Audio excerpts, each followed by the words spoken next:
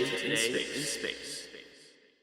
Hello and welcome to Today in Space. This week I have a very special guest, and what we're going to do is talk about the Space Shuttle, one of the most, in my opinion, one of the most amazing feats that we've done in our space program in, the 50 years that we've done it. Obviously, we can't talk about Apollo. That's a totally different thing, but today we're talking about Shuttle.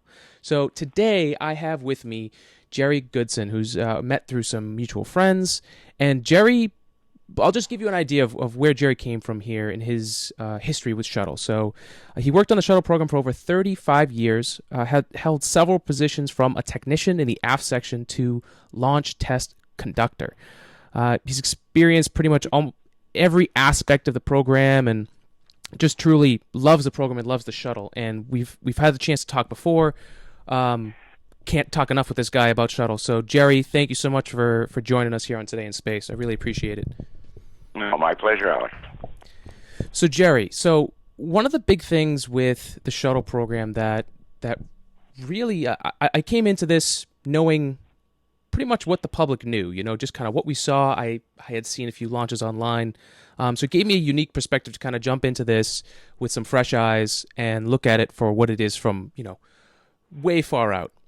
The Shuttle program to me kind of had three big eras in it where, and correct me if I'm wrong, because like I said, I'm still diving into this.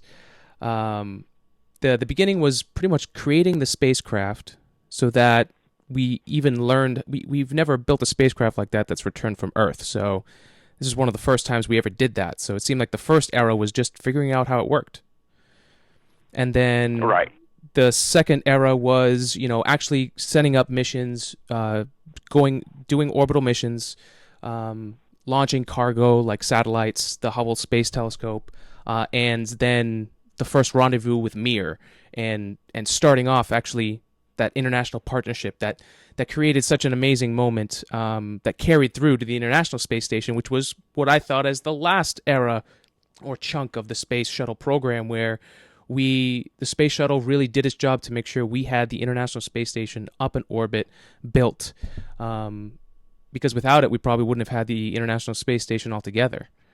Does that sound about right, Jerry? Yeah, correct. The shuttle built the International Space Station, so obviously without shuttle, there would be no ISS. Right. So, Jerry, what I really want to start is, can you give me like a brief description? What is it about the shuttle that you really loved, given all the different places you've been in your 35 years of working on Shuttle? Well, I think the great appeal was the technical complication of the shuttle. I mean, it was extremely technical, over 1 million moving parts, with a triple redundancy that's required for manned launch.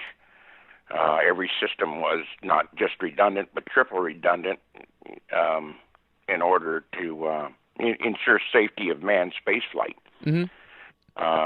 And Jerry, do you mind going over what redundancy really means for people? Some people that might not even know what that is. Right. If one system fails, there's another system to back it up, and then if that system fails, there's a third system to back it up. For example, fuel cells.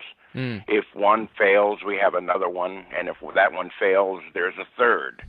So all systems are backed up or redundant to a third level. And of course that would mean into mission you'd have to come home early, but still it saves.